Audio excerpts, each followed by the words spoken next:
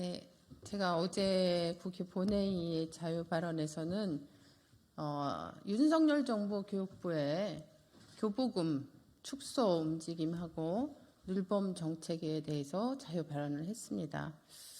너무 할 게 많아서 걱정입니다. 오늘 이 자리에 제가 선 것은 에듀테크를 거의 절대화시키고 있는 이 윤석열 정부의 이주호 교육부 장관의 정책에 대해서 비판하고 기존 정책을 수정할 것을 요구하기 위해서 이 자리에 섰습니다. 그러면 준비된 기자회견문을 읽도록 하겠습니다. 에듀테크를 위한 교육인가? 교육을 위한 에듀테크인가? 이주호 교육부 장관은 답을 하라. 이주호 장관의 에듀테크 활용 교육에 대한 맹신과 퍼주기가 점입 가경입니다.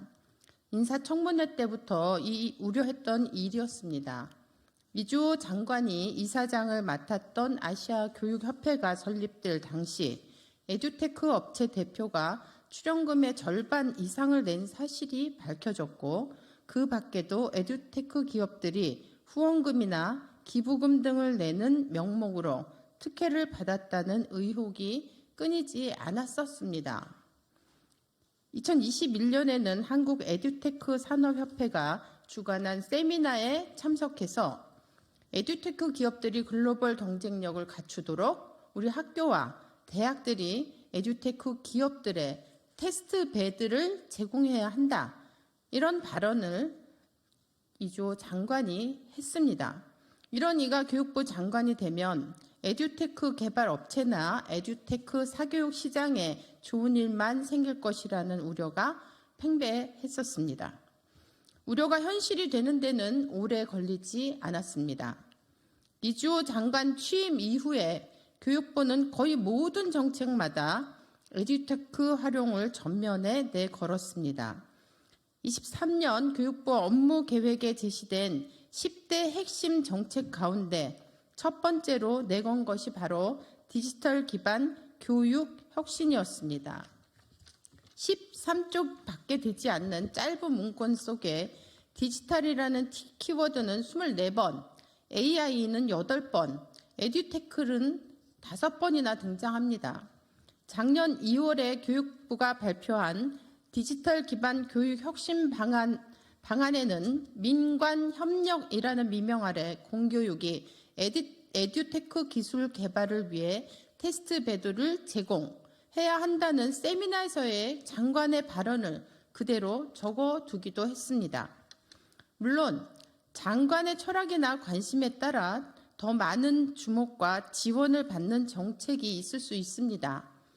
그러나 이주호 장관 마냥 영역을 가리지 않고 구석구석 에듀테크를 앞세우고 비상식적인 크기의 예산들을 쏟아붓는 것은 이해할 수도 없고 용납할 수도 없습니다.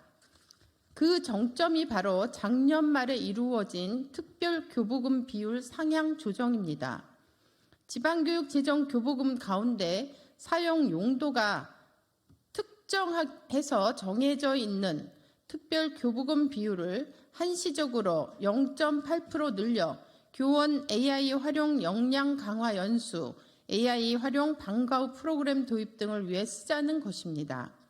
국고 지원도 모자라 지역 교육청들에게 배부될 연 5천억이 넘는 어마어마한 돈을 빼앗아 매년 AI에 쓰자는 것입니다. 지원 내용 면면을 들여다보면 에듀테크 개발업체 배불리는 일들 뿐입니다. 이 외에도 이주호 장관과 교육부의 에듀테크 집착과 특혜를 찾자면 한도 끝도 없습니다. 얼마 전 사교육 카르텔 근절하겠다며 내놓은 교원 겸직 허가 가이드라인에서 에듀테크 유관 사교육 업체의 경우에만 유독 예외적 겸직을 허가하기도 했습니다. 이것이야말로 민관 합작 에듀테크 카르텔이 아니고 무엇이겠습니까? 더욱 황당한 것은 이렇게까지 했는데도 도대체 이들이 활용한다는 에듀테크가 무엇이고 그것이 교육 활동에 얼마나 효과적인지 알 수 없다는 것입니다. 그렇게 많은 정책과 예산을 쏟아 부었는데도 학교 현장에 의미 있는 변화가 생겼다는 말은 전혀 들려오지 않습니다. 다른 곳도 아닌 교육부가 의뢰한 연구를 보더라도 그렇습니다. 교사 1211명, 학생 4340명을 대상으로 진행한 이 연구에서 교사들에게 교실 수업 혁신 방향을 물었는데 수업 혁신을 위해 에듀테크 활용이 장려되어야 한다는 응답이 가장 낮은 동의율을 기록했습니다. 또 에듀테크 활용 수업만이 유일하게 학생의 행동적 참여에 부정적 영향을 미치는 것으로 조사되기도 했습니다. 디지털 중심 사회로 전환되고 있는 시점에 각종 에듀테크를 활용한 교육을 부정할 사람은 없습니다. 그러나 그것이 에듀테크 만능주의나 본말이 전도된 에듀테크 중심 교육으로 오도되어서는 안 될 것입니다. 수업 방법을 결정하는 것은 교수 학습 전문가인 교사들이며 교사와 학생 간의 소통 과정 자체가 교육이 중요한 과정이기도 합니다. 무엇보다 디지털은 좋은 수업, 좋은 교육을 위한 하나의 수단일 뿐이라는 점을 놓쳐서는 안 됩니다. 그러나 새해 벽두부터 교육부는 에듀테크 챙기기에 분주합니다.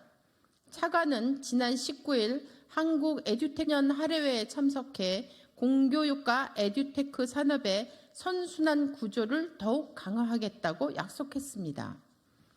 관계 맺기가 원천적으로 불가능했던 코로나라는 어두운 터널을 이제 갓 빠져나온 상처 입은 우리 아이들, 그 아이들과 교육 정상화와 발전을 위해서 해야 할 일이 산더미입니다. 그런데도 여전히 교육부의 모든 자원과 역량이 에듀테크라는 환상을 쫓는 데 집중되는 꼴을 더 이상 지켜보고 있을 수만은 없습니다.